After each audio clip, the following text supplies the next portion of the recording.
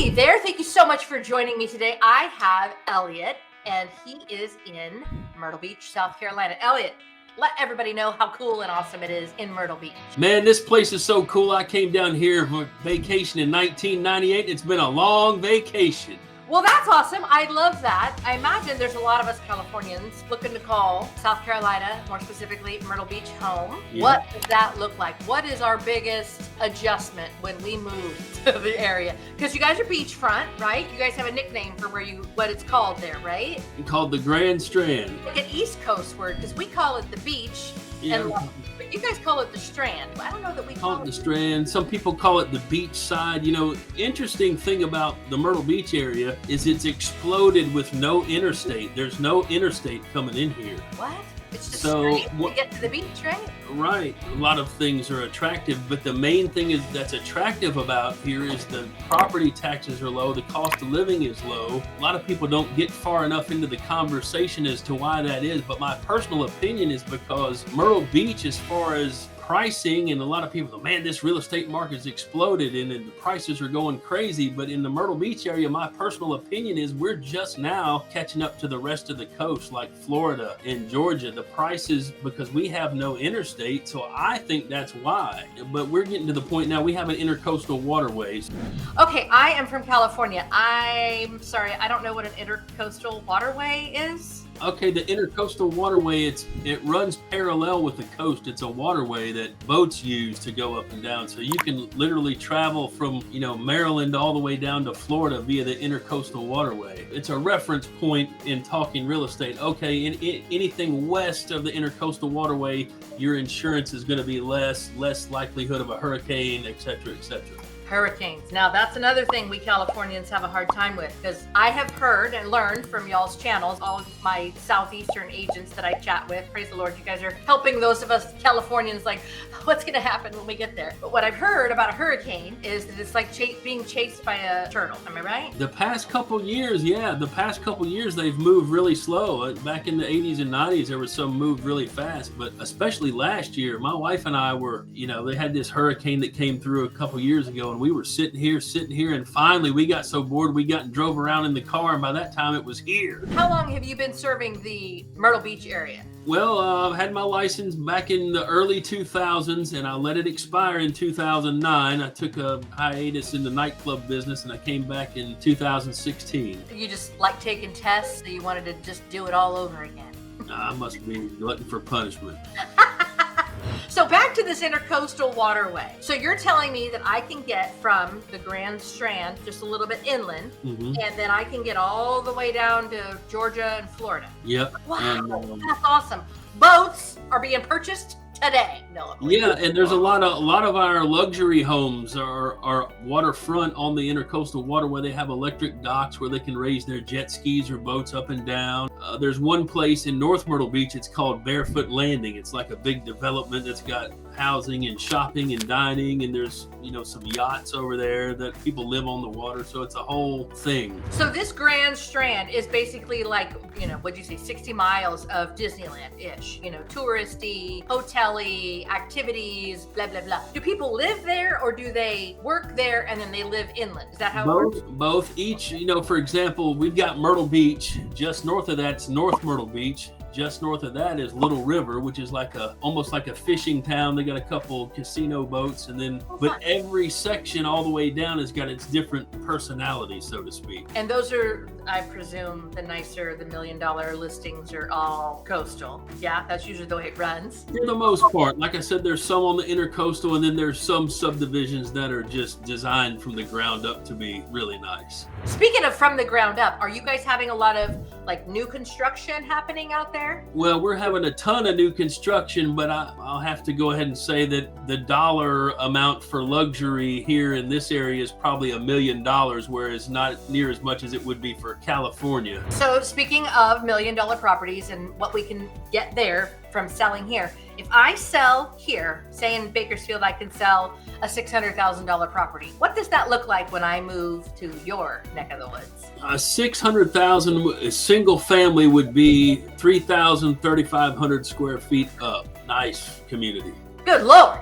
Here's another question. What is the industry that I'm going to be in? Like if I'm not working from home, I mean, I know Starlink, I guess, is moving to South Carolina and they're moving to Montana. Starlink's going everywhere. Is that what's bringing people there? Like what is an industry that's going to help me afford that price point of home? I honestly think it's not mostly, but a good bit of it is the fact that people are working more from home, one. Number two, the cost of living is cheaper. And a few of the people that we work with that are coming from California are investors. They're just looking for investment properties. Sure, because like you said, the taxes are insane. Because you have a different set of taxes, if I understand it, for your main home, and then the tax rate is different when it's an investment property. California, we don't have that. Tell me about that. It's about 3 times as high, but it's still not expensive probably compared to you guys. For example, I've got a 1,500 square foot house on 1.5 acres, and my taxes for the year, my property taxes are about $500. What? Say that again? $500. Holy crap. But if that was an investment property, what would that tax rate be? Because it changes, right? Right. For example, last year I bought the house next door to me, and it's about the same apples to apples, and it's just under $2,000. Still peanuts compared to probably what you guys are used to. Ours is a percentage. It's a percentage of the sales price. It's supposed to not be able to go higher. So I presume you've helped a lot of Californians move there, right? I helped a few, and I got favorites. I've got to be honest, my wife is more the buyer's agent than me, but yeah, a handful. My mom is born and raised in a little town in North Carolina, about 45 minutes from here. And I just helped her sell a piece of property that she inherited. And the real estate agent I got to be good friends with, she said the exact same thing. These people are coming here from California in groves. I just spoke with Will Friedner from living in Montana, and he said Californians kind of stick out like a sore thumb in Montana. Like, they're putting bear spray on like bug spray, and I guess bear spray is like ridiculously like 10 times worse than pepper spray. Are the Californians sticking out like a sore thumb in South Carolina there? I can't say I've noticed that. Oh, praise the Lord. We're not. Yeah, I get along with everybody. Well, that's good. That's good. So by the way, when you're not selling real estate, where would we find? Would we find you on a boat at that cool waterway? Would we find you golfing? We wouldn't find you at your old bar, would we? Without elaborating too much, I might be in a small way and still invested in it. But if it's in the summertime, then yeah, we've got a tri-tune and we go out on the Intercoastal. We love going out there. And if it's in the wintertime, which is starting to get cool now, our favorite thing is go camping. We've got a motorhome. Boat in the summer, motorhome in the winter. Love it. So where do you tend to go when you're motorhoming? We love state parks because, that's another thing that's becoming popular is camping in RVs, and in the big commercialized places the campsites are matchboxed in, but like a state park or a national forest, you're in the trees, you feel like you're in the wilderness. So that's what we like. So Bakersfield and our surrounding areas is, I would say just under 1 million. Like Bakersfield, the community itself is probably 500,000 to 600,000, and then our surrounding areas we kind of bump up into the 900,000 people. It still feels very small town here. Like I know that sounds like a lot of people, but it's kind of a 6 degrees of separation here. Like somebody knows somebody that works with somebody, and so when there's like a small business that somebody is starting or that has been around for decades because it's a local family that everybody knows, everybody just goes there to support them. Is that something that happens in your community as well? Okay, as far as the big small town, I think that's true with a lot of tourist areas because you've got the locals that are there full time and then you've got the tourists. I don't know if you know this, but 2 of the biggest vacation weeks, so to speak, here in Myrtle Beach are spring and fall bike week. We have a huge bike week that brings in 400,000 people plus. Pedals or bikes? Motorcycles. So they're coming there. There's an event there twice a year? Yep, there's an event twice a year. And like I said, you've got Myrtle Beach, North Myrtle Beach, Little River, but going down south, the next town south would be Surfside, Garden City, Murrells Inlet. Well, Murrells Inlet is like the epicenter for the bikes. Some of these bike weeks, we have 400,000 bikers coming in. So get back to your question. Yeah, the locals, there's not as many of us, but we're used to all knowing each other around tons and tons of tourists. I love it. Like once everybody goes home, you're like, okay, that guy stayed. Okay, yeah. he's still here.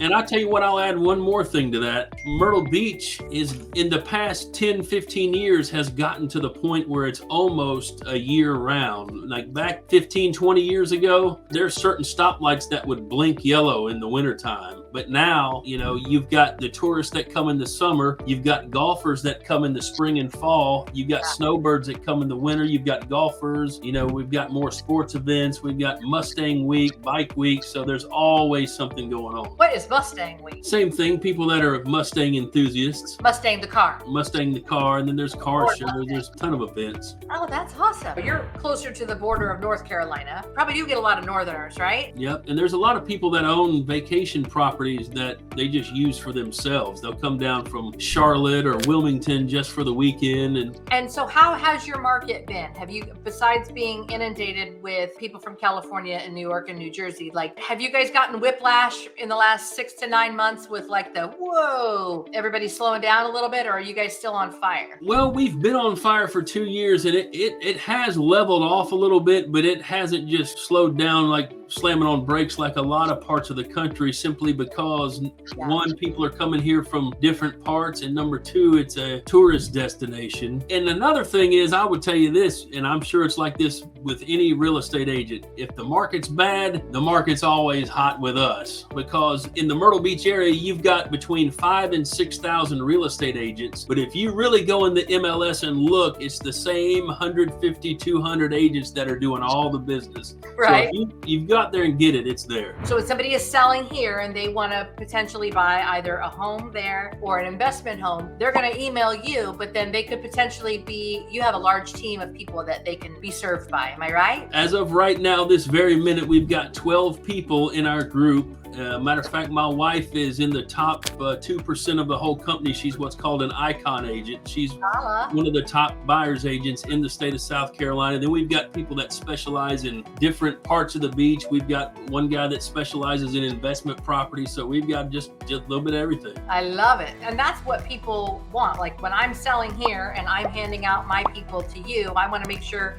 they're going to be loved on and given to somebody that knows exactly, no, we don't want a single family. We want, we want to make this an Airbnb, or we want to, this is going to be, we're going to put this on VRBO, whatever. Or we want it to be just a long-term rental. Is your rental market really high there as well? But I was going to say that's a good point, because, obviously being an oceanfront town, we've got a lot of buildings that are high-rise oceanfront buildings. Some of the buildings allow short-term, some don't allow short-term rental, and you've got to have this memorized where you can think on the fly and have experience and know these buildings. So yeah. It looks like it might be a hotel, but it's really a bunch of oceanfront condos that you can own. Yep, and as a matter of fact, here in South Carolina, they've got a term called condotel. It's where each individual unit is owned separately, but the building operates like a hotel and has a front desk. And a pool and all the fun things, but it's oceanfront. Right, and it's got a whole different stipulation for financing. So yeah, I'm sure every part of the country's got their little quirk, but that's one of the ones here. So yeah, we can handle you if you come here. Myrtle Beach and South Carolina in general is a great place to live. So people aren't leaving here because, man, this place is terrible, this sucks. So either most of the time they're moving away for work, or a lot of the sales that I do are people that are upgrading or downsizing. And so they're going to Florida, and then do they ever come back? How does that work? Yeah, a lot of people, like I was saying, a lot of people come down here from New York and New Jersey, and some of them go, it's like a hot place to go for vacation is Florida, and then they'll move halfway back, which is Myrtle Beach, and we call them halfbacks. I love that. I'm a halfback. You're learning all kind of new terminology. I am. I don't want to stick out like a sore thumb when I come visit. I want to be cool and no.